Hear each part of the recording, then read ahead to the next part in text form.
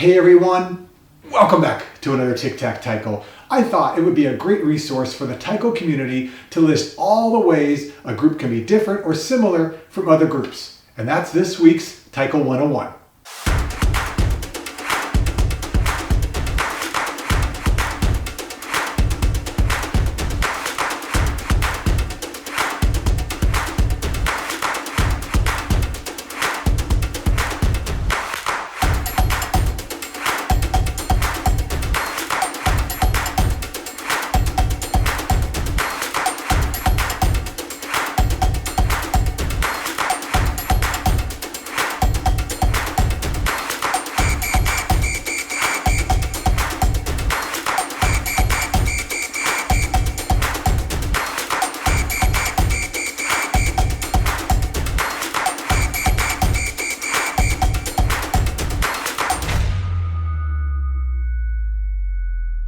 If you're new to Taiko, maybe you're just starting to take classes, or you're just about to take classes, or maybe you've been playing for a while, but you haven't had a lot of exposure to other groups or other members, this week's video is going to help you understand if your group is maybe an outlier or part of the crowd, if you do things very differently or very similarly to other groups. It's a good reference. When I started to think of all the different ways a group can be different, it was a really long list. So the way I'm going to format it is this.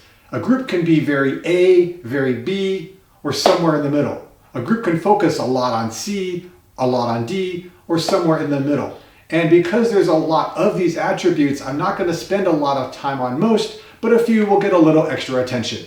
So here we go. Hope you enjoy. We'll start with the size of a group. A group can be pretty small, just a handful of people coming together, or it could be quite large, 100 people or more. When it comes to equipment, some groups do a little with a lot. They may not have actual drums and use tire drums or PVC drums. They may not have official uniforms. While other groups might be very fortunate and have not only a full set of taiko, but also other auxiliary instruments, assorted bachi, even multiple variations of costumes. As for repertoire, some groups will play any song that's available to them. These songs may be called copyleft or public domain pieces. Other groups only play songs that their members have written or arranged. Some groups charge membership per class, per period of time. Other groups get funding from performing at festivals, concerts, and events, perhaps even writing grants to get monies from corporations, governments, and agencies. Some groups are relatively new. Others have been around for a while. A new group might have a lot of exciting opportunities and potential growing pains, while an established group may not have as many opportunities, but it comes with stability. When it comes to a group's style, as an audience might see it, some are very appealing to the eye and focus on choreography. Others are all about big drum, hit loud. When it comes to the music a group plays, what the audience hears, some groups focus on nuance or a complexity of compositions, while other groups are, again, big drum, hit loud. There's also the density of groups in relation to where your group is.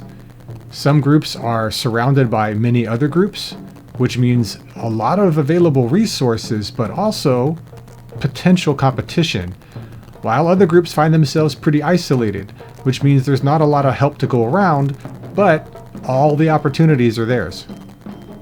And then there's visibility. Some groups aren't that well known. They don't have a lot of social media presence, they don't perform a lot, other groups don't know about them as well, while other groups might be very much the opposite. They have a lot out there, whether it's on Facebook or Instagram, YouTube, they perform a lot, and the community knows about them. Some groups have a more limited demographic. They may focus on those who fall into an age range, or have a certain ethnicity, gender identity, or a particular shared experience. Other groups may let anyone who wants to join in, perhaps those who pass an audition. Leadership can range from a horizontal structure, where everyone pretty much has equal say, to a more vertical structure, which is hierarchical, perhaps even with a sensei or leader on top and subordinates underneath. Some groups have a parent or hosting organization. If a group is a high school or collegiate group, then the school would be the parent. Some groups might run from the temple or church that they're under, and other groups have no parent whatsoever. Some groups have a lineage. In other words, the person or persons that founded the group left a group that they were in and started something similar or related, while other groups started because people just wanted to play Taiko. The organization of a group, in other words, who's in charge and what positions exist, might be rotating, might change. This is very common with collegiate Taiko. Or it might be very constant. The people who are in charge and the positions that are there will be the same for years to come. Some groups have a very strong affinity to Japanese culture. It's at the core of how they run things. Other groups, you may not even remember that Taiko came from Japan if it wasn't for the names of some of the drums. When it comes to planning a group practice, with some groups you show up and you determine what you're going to do then and there. Other groups might plan things months in advance. Some groups practice very infrequently, maybe once a month or less. Others, several times a week or more. The focus during practice can be radically different between groups. For some groups, maybe you start a drill, that leads to a discussion, that leads to joking around, who knows? You go with the flow. Other groups are much more serious. If you're doing a drill, you need to be focusing on the drill. The commitment a group expects can vary widely. With some groups, if there's practice, you can show up or not. If there are gigs, you can sign up or not.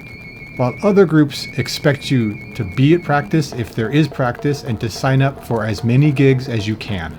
In terms of personal responsibility, some groups are happy if you just show up. That's great. While other groups expect you to practice outside of regular practices in order to build up your skill, endurance, learn repertoire, etc. Groups can determine who gets what opportunities in different ways. For some, longevity has much more weight. This person's been there for many, many years. They get first choice, they get first pick of practice spots, of songs, what gigs to take, etc. Other groups may be much more focused on the skill of a player, where things may be more competitive and people want certain spots, so they have to compete or earn them. The next two attributes are very similar. The first one is openness. How much does a group welcome outside influence? On one side, you have groups that are much more insular. They have discovered what works best for them, perhaps even thinking that they have the best way of doing things.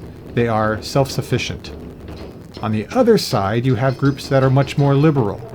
If you want to teach them, you want to show them something, it's a question of when, where, and how. The other attribute related is what I call penetrability. In other words, how easy are you accepted into the group? Some groups have more of a hierarchy where there is a core group and then there are the other members.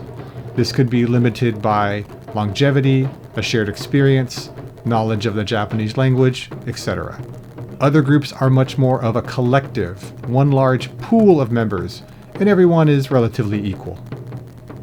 When it comes to what groups have restrictions, some groups may be much more exclusive, where if you are a member, you can only practice or only perform or even only associate with this group, perhaps even going as far to dictate what you're able to post on social media, how you are supposed to behave, etc. While other groups are much more lax. They don't really care. A group may have emphasis on its interpersonal social relationships. Some groups may have more focus on the social bonds, where the Taiko happens to be the common factor that brings people together. Other groups focus more on the artistic side of things, pursuing artistic growth with Taiko. When it comes to the social aspects of Taiko, some may facilitate outside activities like potlucks, birthday parties, get-togethers, etc., while others are simply there to provide a place to practice, perform, and play Taiko. And finally, we have the attribute of support. Some groups have a more cooperative atmosphere. People are helpful. Everyone wants everyone to succeed. Other groups may be a lot more competitive, where there are limited opportunities, and it's harder for people to help others because they're focused on getting or winning or earning spots for themselves. I wish it was as simple as looking at all these attributes, figuring out what percentage you wanted to be on each, beep, beep, boop, put into an algorithm, boop, that's the group for you. It's not that easy, and never will be. But I hope this video is a good resource and a good reference for those who are new or going into Taiko, just starting out with Taiko, and just want to understand what it's like out there. But this video isn't just useful for new players. If you've been playing for a while, you know things change. When you're new and you're just starting to play Taiko, often, for most of us, we just like the group we're in. We don't know better. But over time, your needs change. And maybe you find yourself feeling frustrated or dissatisfied, and you don't necessarily know why, because those changes are small and subtle over time. So understanding all of these attributes, and there are definitely more that I didn't come up with or had the time to put in, knowing them helps you understand how you and your needs might be changing, as well as how the group's needs and priorities might be changing. And sometimes when they're both changing and moving away from each other, that sense of dissatisfaction grows twice as fast. Let me end with this.